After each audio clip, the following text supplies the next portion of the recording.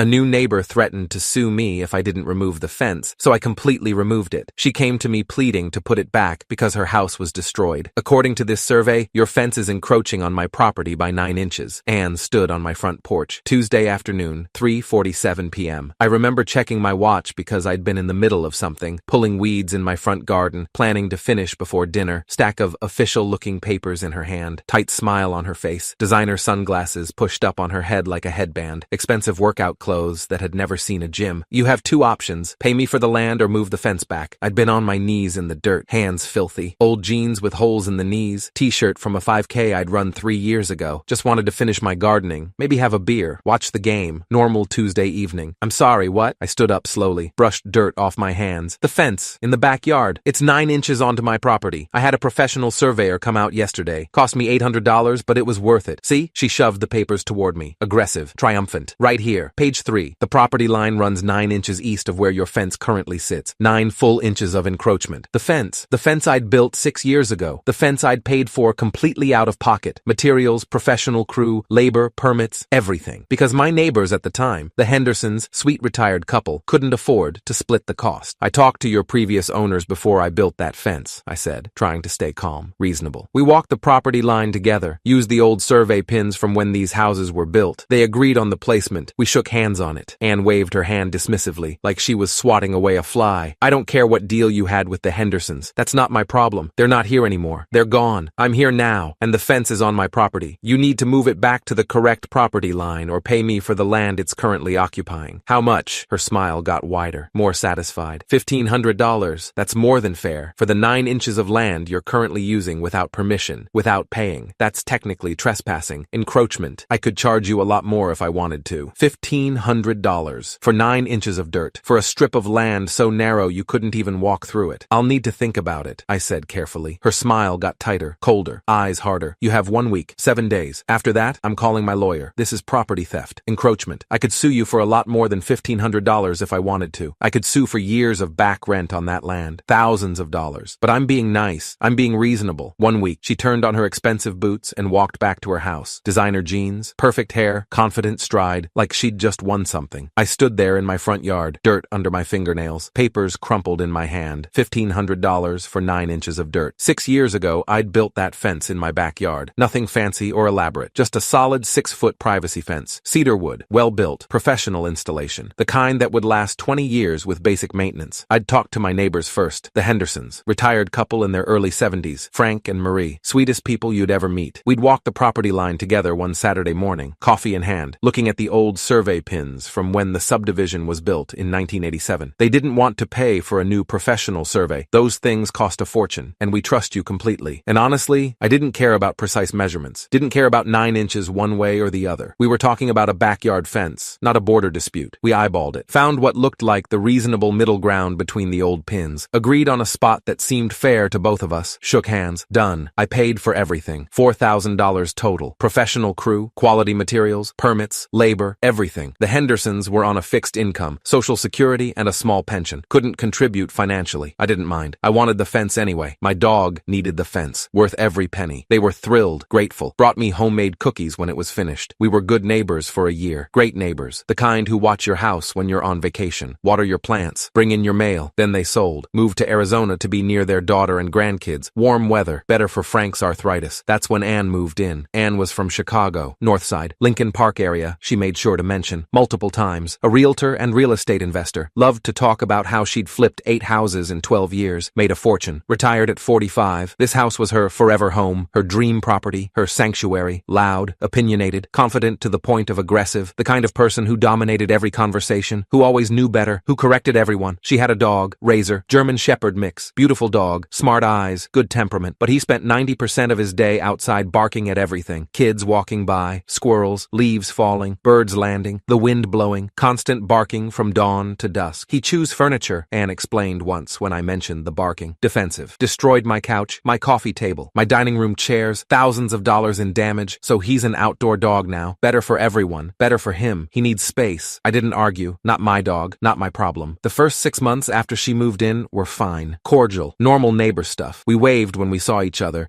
made small talk about weather and yard work. She borrowed my ladder once. I borrowed her hedge trimmer. Standard suburban neighbor relationship. relationship. Then one afternoon, that Tuesday, 6 weeks ago, I came home from work around 3:30 p.m. and saw a guy in an orange surveyor's vest walking around my backyard, taking measurements, placing little flags and markers, setting up equipment, focused entirely on the fence line. I walked over. "Can I help you?" "Just doing a property survey for the owner." He gestured toward Anne's house. She wanted to know the exact property lines, where everything sits legally. Okay, weird, but okay. Her money, her choice. Should be done in about an hour. I went inside, didn't think much of it. Maybe she was planning a project. Maybe she needed the survey for refinancing. Maybe insurance required it. Who knows? The next day, that Wednesday, Anne showed up at my door with those papers, with her tight smile, with her ultimatum: move the fence or pay me $1,500, 1 week, or lawyers. That night, I sat at my kitchen table, beer in hand, papers spread out, looking at the survey, the measurements, the reality. She was technically correct. The fence was 9 inches onto her property according to the new professional survey. 9 inches, not a foot, not 2 feet, 9 inches. But I'd built it in good faith, with permission from the previous owners, with a handshake agreement, with their blessing, and I'd paid for everything, every single dollar, $4,000 6 years ago. Now she wanted me to either pay her $1,500 for 9 inches of land, or pay probably $5,000 to move the entire fence back. I called my contractor buddy Mike around 8 p.m., guy who'd built the original fence 6 years ago. Good guy, honest, fair prices. Told him the whole story, the 9 inches, the $1,500 demand, the threat of lawyers and lawsuits. He laughed, actually laughed out loud. "Man, that's brutal. What do you want to do? You want me to move it back 9 inches? That's gonna be expensive. Probably cost almost as much as building a new fence. Have to pull all the posts. They're cemented in deep. Reset the entire line.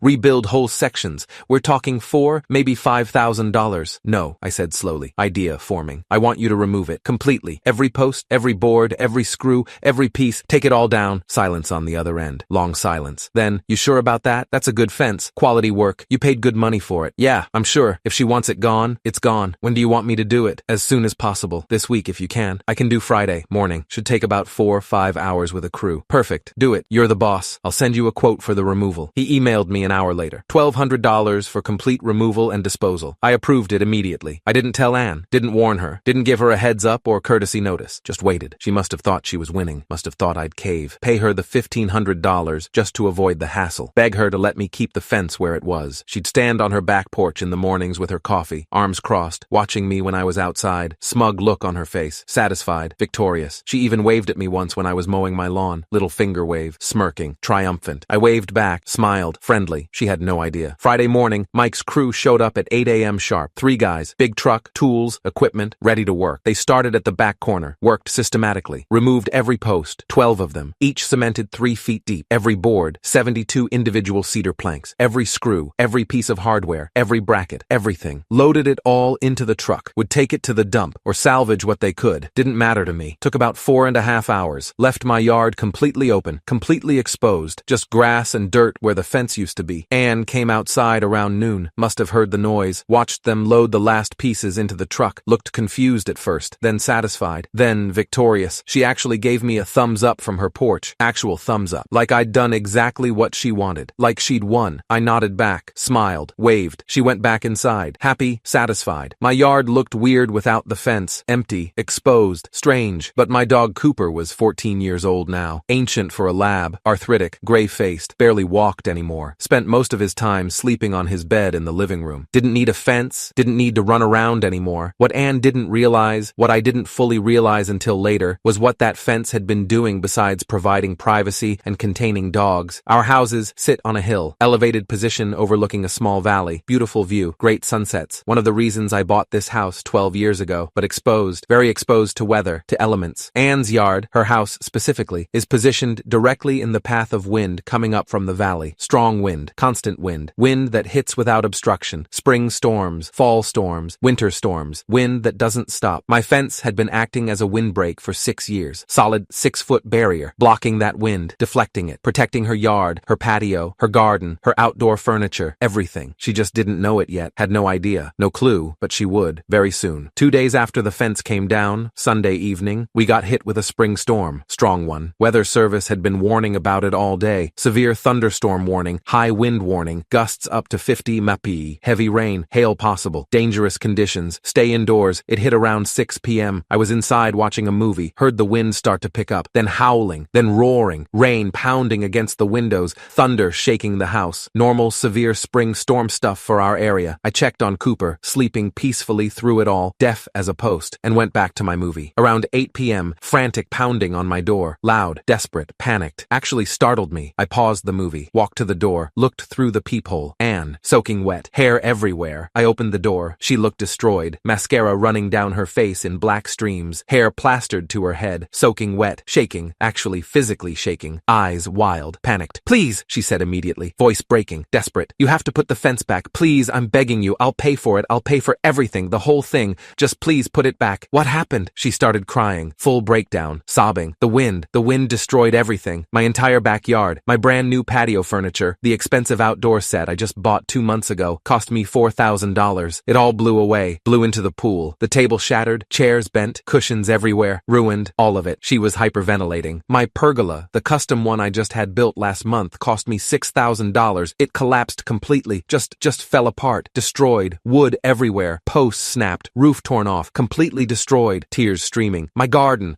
all my plants, all my flowers, everything I planted this spring, shredded, destroyed, torn out of the ground. The wind just ripped everything apart. Her voice broke completely. And Razor got so freaked out by the wind and the noise and the storm that he bolted through the side gate and ran off. I spent 2 hours looking for him, driving around the neighborhood in the rain, calling his name, soaking wet. Finally found him 3 blocks away, hiding under someone's car, terrified, shaking, wouldn't come to me, had to crawl under the car to get him. She looked at me with desperate, pleading eyes, mascara everywhere, hair dripping. Please, you have to put the fence back. I didn't know it was protecting my yard. I didn't understand. Please, I'm sorry. I was wrong. I made a mistake. I'll pay you. I'll pay for the whole thing, everything. Just please put it back. I stood there in my doorway, dry, warm, safe, comfortable, looked at her standing there on my porch in the rain, soaking wet, destroyed yard, terrified dog, everything ruined, everything gone. I'm sorry, Anne, I said, voice calm, even, measured. You wanted the fence gone. You threatened to sue me. You gave me 1 week to either pay you or remove it. You said it was encroaching on your property. You were right. The survey proved it, so I removed it. Problem solved. No more encroachment. But I didn't know. I can't afford to put it back now, I continued. You didn't want to pay me anything for the 9 inches. You wanted me to pay you $1,500, and now I don't have the money to rebuild it. That fence cost me $4,000 6 years ago. Would probably cost $6,000 or $7,000 now with inflation and material costs. I can't afford that. I spent $1,200 just having it removed. Her face went white, completely white, like all the blood drained out. Maybe we could work something out. I could pay for it. All of it. I'll give you the $1,500 back, plus pay for the new fence, everything. Just please, I'll think about it, I said. Then I closed the door, gently, firmly. Final click. She stood there for a long moment. I could see her shadow through the frosted glass panel in the door, standing, not moving. Then she turned and walked away, back into the rain, back to her destroyed yard. She knocked again the next day, Monday morning, 7:30 a.m. I was having coffee, getting ready for work. I didn't answer, just watched through the window as she stood there, knocked 3 times, waited, knocked again, finally left. She came back Tuesday evening. Around 6 p.m., I was making dinner, didn't answer. Wednesday morning, didn't answer. Thursday evening, didn't answer. She left notes, slipped them under my door, in my mailbox. Please call me. We need to talk. Anne, I'm willing to pay for everything. Please, let's work this out. I made a mistake. I'm sorry. Please. I threw them away without reading past the first line. Eventually, over the next 2 weeks, she stopped coming, stopped knocking, stopped leaving notes. But I'd see her in her backyard sometimes, from my kitchen window, trying to clean up the destruction, trying to salvage things, hired people to remove the collapsed pergola. Took them 2 days, bought cheaper patio furniture, smaller pieces, heavier concrete pieces that wouldn't blow away as easily. But every storm after that, every strong wind caused more problems, more damage, more chaos. I'd see her running outside during storms, trying to secure things, trying to bring furniture inside, trying to prevent disaster. She kept Razor inside after that first storm. Full-time indoor dog now. I'd hear him barking through her walls when I was in my backyard. Constant barking. Hear her yelling at him. Hear the chaos. Hear her frustration. The house that was supposed to be her forever home had become a nightmare. 4 months later, early September, there was a for sale sign in her yard. Big professional sign. Real estate company logo. Price to sell. She moved out 3 weeks later, before fall storm season, before the real weather hit, before winter, before snow and ice and brutal wind. I heard through other neighbors, through Susan 2 houses down who knew everything about everyone, that Anne sold the house at a significant loss, bought it for $340,000 14 months earlier, sold it for $295,000, lost $45,000 plus all her improvements, the pergola, the furniture, the landscaping, everything. All gone, lost money, lost time, lost her dream, lost everything. New neighbors moved in mid-October. Nice couple. Dave and Jennifer, mid-40s, 2 kids, 10 and 12, normal suburban family. They introduced themselves a week after after moving in, brought over cookies, asked about the neighborhood, the schools, normal new neighbor stuff. Dave asked about the missing fence. We noticed there's no fence between the properties, just open yard. Were you planning to build one? We'd be happy to split the cost if you want. Make it easier for both of us. Keep our dog contained. I told them the whole story. The Hendersons, the handshake, Anne, the survey, the 9 inches, the ultimatum, the removal, the storm, everything. They laughed. Actually laughed. That's insane, Jennifer said. She threatened to sue you over 9 inches and then destroyed her own yard? Pretty much. So, do you want to rebuild it? We'll split everything 50-50. Materials, labor, everything. Fair? I smiled. I appreciate it. But I'm good. My dog's too old to need it anymore. And I kind of like the open space now. But thank you. They nodded, understanding. If you change your mind, let us know. I will. I still haven't put the fence back. Don't plan to. Cooper died 6 months ago. Old age. Peaceful. No more need for containment. And every time there's a storm, every time the wind picks up, I sit in my living room and smile.